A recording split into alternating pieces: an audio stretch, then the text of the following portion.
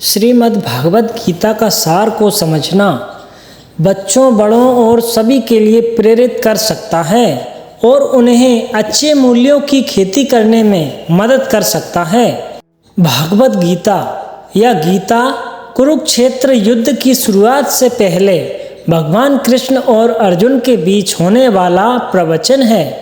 भगवान कृष्ण की शिक्षाओं ने जीवन के बारे में अर्जुन के दृष्टिकोण और इस प्रकार उनके जीवन पथ को बदलने में मदद की। जबकि गीता कई सदियों पुरानी है, इसके हर शब्द में निहित पर तर्क और ज्ञान इसे एक कालातीत मार्गदर्शक बनाते हैं। भगवत गीता के चिरस्थायी मार्गदर्शक सिद्धांतों को समझने से हमें रोजमर्रा की जिंदगी में कैसे और क्यों की गहराई अंतर्दृष्टि प्राप्त करने में मदद मिल सकती है। तो भगवत गीता पढ़ने के कई फायदे हैं।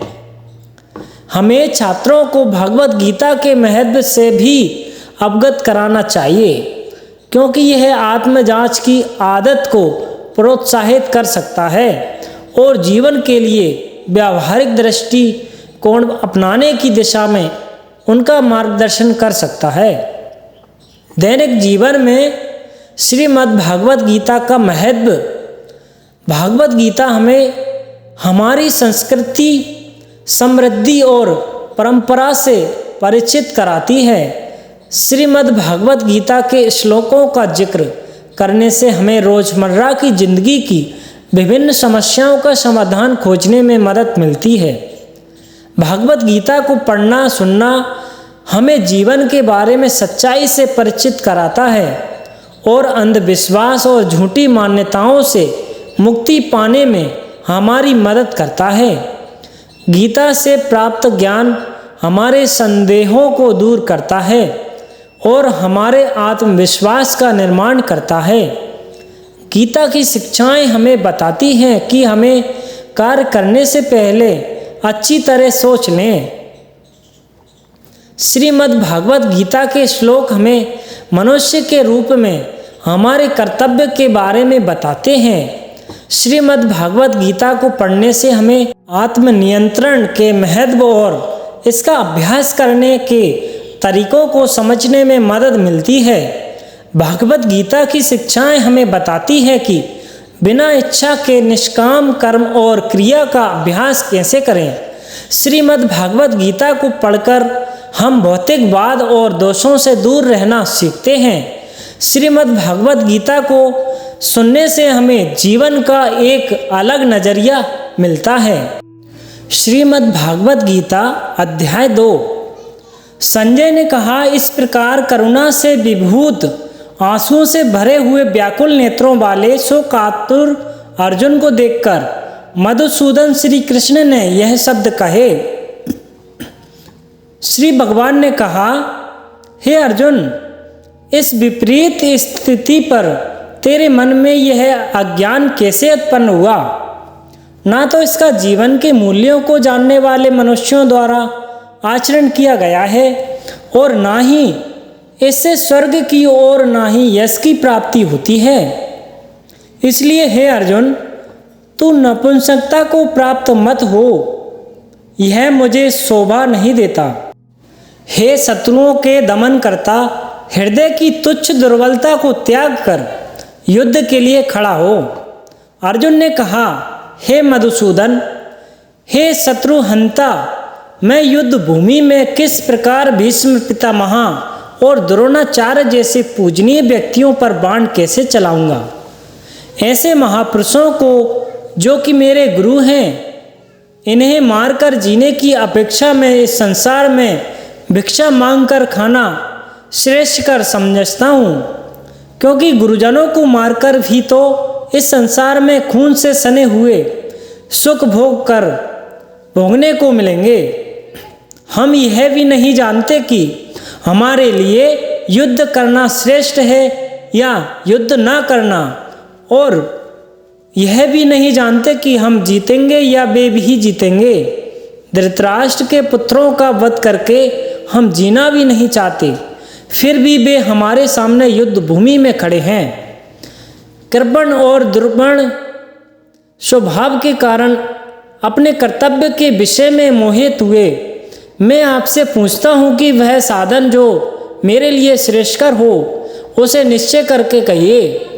अब मैं आपका शिष्य हूँ और आपके शरणागत हूँ, कृपया मुझे उपदेश दीजिए। मुझे ऐसा कोई साधन नहीं दिखता जो मेरी इंद्रियों के सुखाने वाले शोक को दूर कर सके। स्वर्ग में धन धान्य संपन्न देवताओं के सर्वोच्च इंद्र पद और पृथ्वी पर निष्कंटक राज्य को प्राप्त करके भी मैं उस उपदेश को नहीं देखता हूँ। संजय ने कहा, हे राजन, निंद्र को जीतने वाला अर्जुन ने इंद्रियों के स्वामी श्री कृष्ण से कहा, हे गोविंद, मैं युद्ध नहीं करूँगा, और चुप हो गए। हे भरतवंशी, इस समय दोनों सेनाओं के बीच शोकग्रस्त अर्जुन से इंद्रियों के स्वामी श्री कृष्ण ने हंसते हुए ये शब्द कहे। श्री भगवान ने कहा, हे अर्जुन, तू उनके लिए शोक करता है जो शोक करने योग्य नहीं है, और पंडितों की तरह बातें करता है। जो विद्वान होते हैं वे ना तो जीवित प्राणी के लिए और ना ही मृत प्राणी के लिए शोक करते हैं।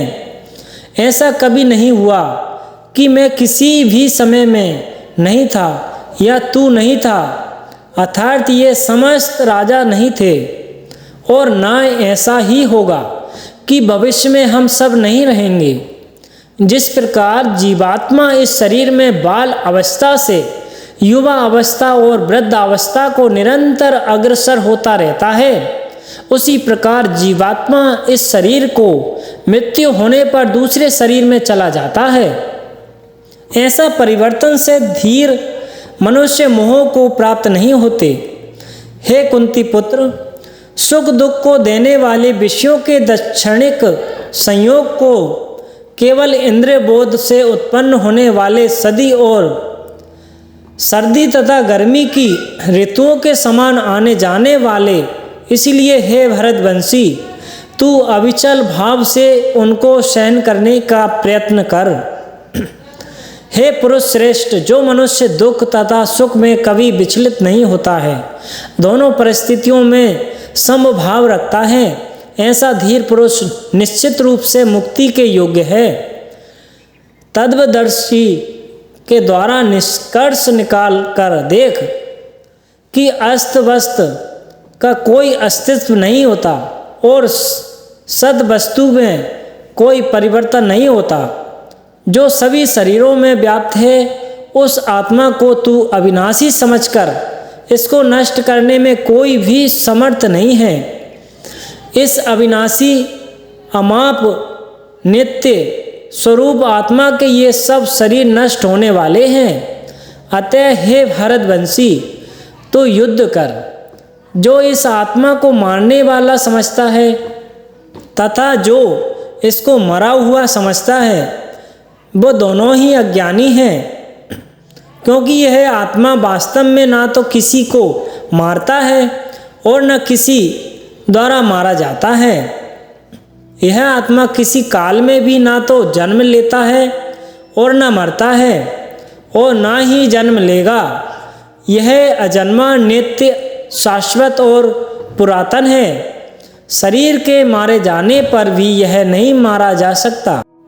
हे प्रथा पुत्र, जो मनुष्य इस आत्मा को अविनाशी, शाश्वत, अजन्मा और अव्यय जानता है, वह मनुष्य किसी को मेरे कैसे मार सकता है या किसी के द्वारा कैसे मारा जा सकता है।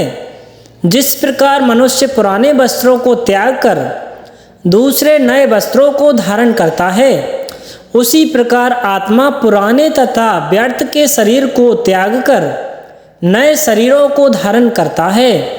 यह आत्मा ना तो शस्त्र द्वारा काटा जा सकता है, ना ही आग के द्वारा जलाया जा सकता है, ना जल द्वारा भिगोया जा सकता है और ना ही वायु द्वारा सुखाया जा सकता है।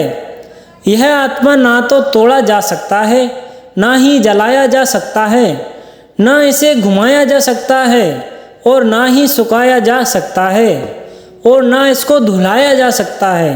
यह आत्मा शाश्वत, सर्वव्यापी, अविकारी, स्थिर और सदैव एक सा रहने वाला है।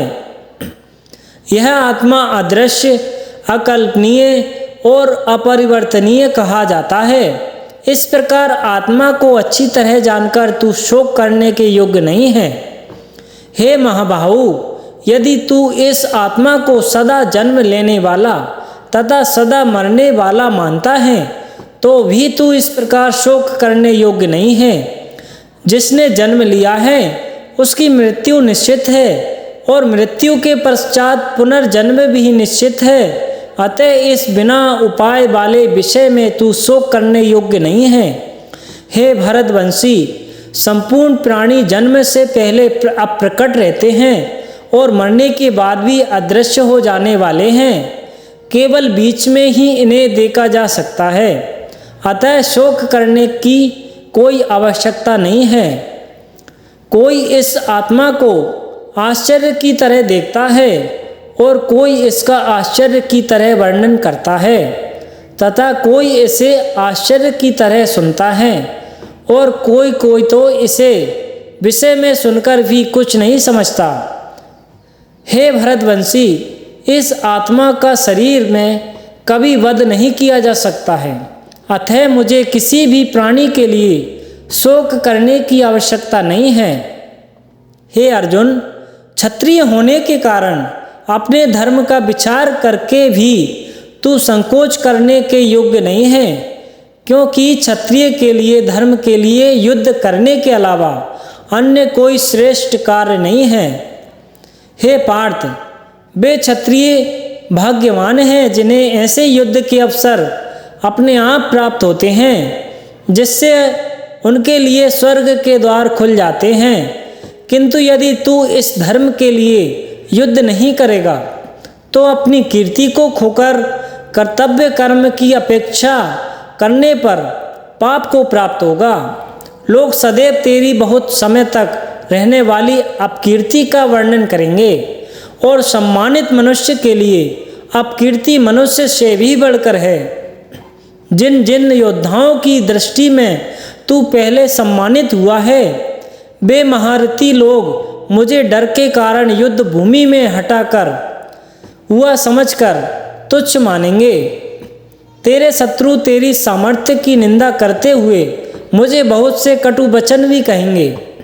तेरे लिए इससे अधिक दुखदायी और क्या हो सकता है।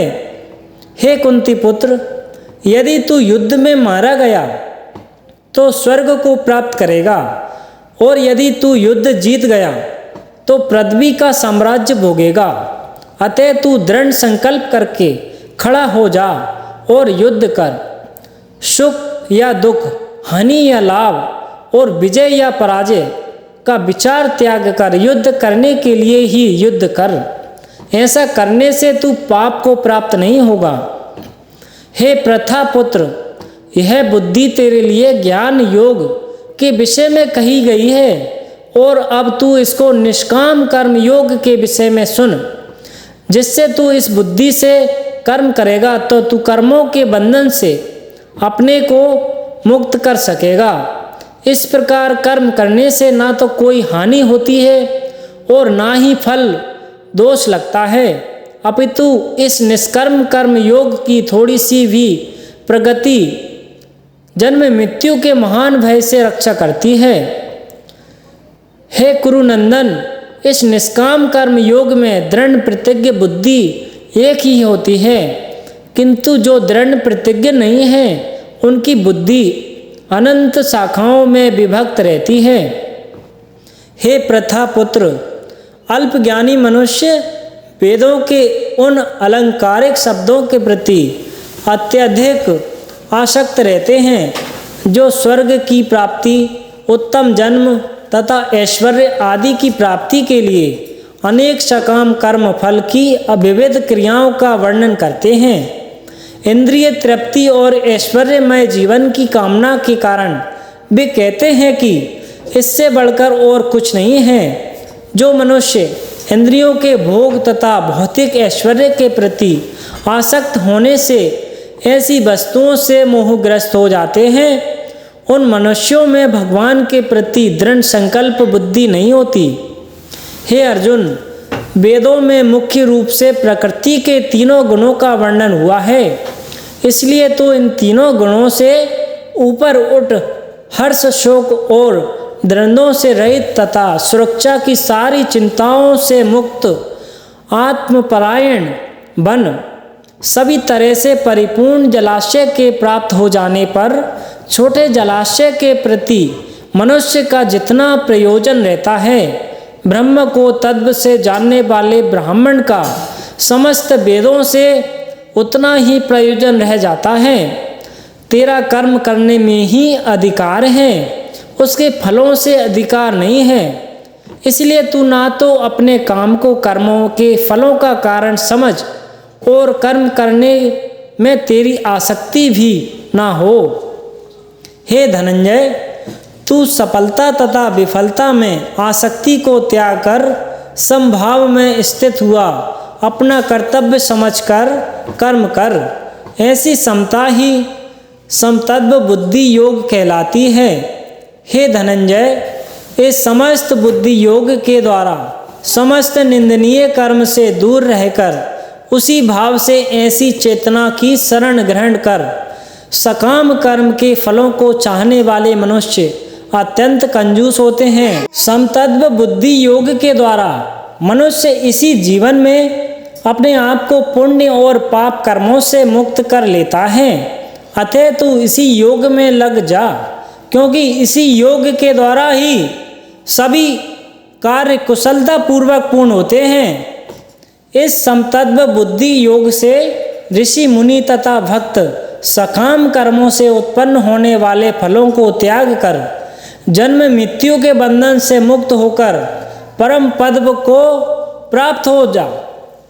जिस समय मैं तेरी बुद्धि मोह रूपी दलदल को भली भांति पार कर जाएगी, वैदिक ज्ञान के वचनों को सुनने से विचलित हुई तेरी बुद्धि जब एक निष्ठ और स्थिर हो जाएगी, तब तू आत्म साक्षात्कार करके उस दिव्य चेतना रूप परमात्मा को प्राप्त हो जाएगा। अर्जुन ने कहा, हे केशव, आध्यात्म में मैं लीन स्थिर बुद्धि वाले मनुष्य का क्या लक्षण है?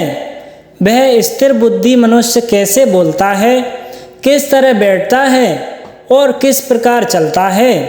श्री भगवान ने कहा, हे पार्थ, जब मनुष्य मनोरथ से उत्पन्न होने वाली इंद्रियां तृप्ति की सभी प्रकार की कामनाओं को परित्याग कर देता है, जब विशुद्ध हुआ उसका मन आत्मा में ही संतोष प्राप्त करता है, तब वह मनुष्य विशुद्ध चेतना में स्थिर कहा जाता है।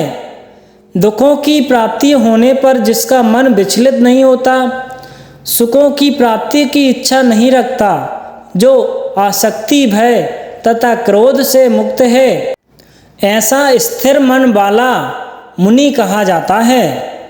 इस संसार में जो मनुष्य ना तो शुभ की प्राप्ति से हर्षित होता है और ना अशुभ के प्राप्त होने पर द्वेष करता है, ऐसी बुद्धि वाला पूर्ण ज्ञान से स्थिर होता है। जिस प्रकार कछुआ सब ओर से अपने अंगों को समेट लेता है, उसी प्रकार जब मनुष्य इंद्रियों विषयों से सब प्रकार से सींच लेता है, तब वह पूर्ण चेतना में स्थिर होता है। इंद्रियों द्वारा विषयों को ग्रहण न करने वाले मनुष्य के विषय को मिट जाते हैं, परंतु उनमें रहने वाली आसक्ति बनी रहती है। ऐसे स्थिर बुद्धि वाले मनुष्य की आसक्ति भी परमात्मा का साक्षात्कार करके मिट जाती है। हे अर्जुन, इंद्रियां इतनी प्रबल तथा वेगवान है कि जो मनुष्य इंद्रियों को वश में करने का प्रयत्न करता है, उस विवेकी मनुष्य के मन को भी बलपूर्वक हर लेती है। जो मनुष्य इंद्रियों को पूर्णतया वश में रखते हुए अपनी चेतना को मुझ में स्थिर कर देता है, वही मनुष्य स्थिर बुद्धि वाला कहलाता है। इंद्रियों के विषयों को चिंतन करते हुए मनुष्य की उन विषयों में आसक्ति हो जाती है। ऐसी आसक्ति से उन विषयों की कामना उत्पन्न होती है और कामना में विघ्न पड़ने से क्रोध उत्पन्न होता है। क्रोध से अत्यंत पूर्ण मोह उत्पन्न होता है। मोह से स्मरण शक्ति में भ्रम उत्पन्न होता है। स्मरण शक्ति में भ्रमण हो जाने से बुद्धि नष्ट हो जाती है और बुद्धि के नष्ट हो जाने से मनुष्य का अघोर पतन हो जाता है। किंतु सभी रोग देश से मुक्त रहने वाला मनुष्य अपनी इंद्रियों के संयम द्वारा मन को वश में करके भगवान की पूर्ण कृपा प्राप्त कर सकता है। इस प्रकार भगवान की कृपा प्राप्त करने से संपूर्ण दुखों का अंत हो जाता है। तब उस प्रसन्न चित्त मन वाले मनुष्य की बुद्धि शीघ्र ही एक परमात्मा में पूर्ण रूप से स्थिर हो जाती है। जिस मनुष्य की इंद्रियां बस में नहीं होती, उस मनुष्य की न तो बुद्धि स्थिर होती है और न मन स्थिर होता है और न ही शांति प्राप्त होती है। उस शांति रहित मनुष्य को सुख किस प्रकार संभव है? जिस प्रकार पानी पर तैरने वाली नाव को वायु हर लेती है, उसी प्रकार विचरण करती हुई इंद्रियों में से किसी एक इंद्रिय पर मन निरंतर लगा रहता है। वह एक इंद्रिय ही उस मनुष्य की बुद्धि को हर लेती है। हे महाबाहु, जिसकी इंद्रियां अपने अपने विषयों से सभी प्रकार से विरक्त होकर उसके वश में रहती है, उसी मनुष्य की बुद्धि स्थिर रहती है। जो सभी प्राणियों के लिए रात्रि के समान है, वह बुद्धि योग में स्थिर मनुष्य के लिए जागने का समय होता है, और जो समस्त प्राणियों के लिए जागने का समय होता है, वह स्थिर प्रज्ञ मुनि के लिए वह रात्रि के समान होता है। जिस प्रकार अनेकों नदियां सभी ओर से परिपूर्ण दृढ़ प्रतिष्ठा वाले समुद्र को विचलित किए बिना ही समा जाती है, उसी प्रकार सभी इच्छाएं स्थिर प्रज्ञ मनुष्य में बिना विकार उत्पन्न किए ही समा जाती है। वही मनुष्य परम शांति को प्राप्त होता है, न कि इंद्रिय सुख चाहने वाला। जो मनुष्य समस्त भौतिक कामनाओं का परित्याग कर इच्छा रहित, ममता रहित और अहंकार रहित रहता है, वही परम शांति को प्राप्त कर सकता है। हे पार्थ, यह आध्यात्मिक जीवन का पथ है, जिसे प्राप्त करके मनुष्य कभी मोहित नहीं होता। यदि कोई जीवन के अंतिम समय में भी इस पथ पर स्थिर हो जाता है, तब भी वह भगवत प्राप्ति करता है। इस प्रकार उपनिषद, ब्रह्म विद्या तथा योग शास्त्र रूप श्रीमद् भागवत के श्री कृष्ण अर्जुन संवाद में गीता सार योग नाम का दूसरा अध्याय संपूर्ण हुआ। प्रिय भक्तगण, अगर आपको भगवत गीता का यह अध्याय पसंद आया हो तो वीडियो को लाइक करके चैनल को सब्सक्राइब कर लीजिए। इसी तरह की वीडियो आपको मिलती रहेगी।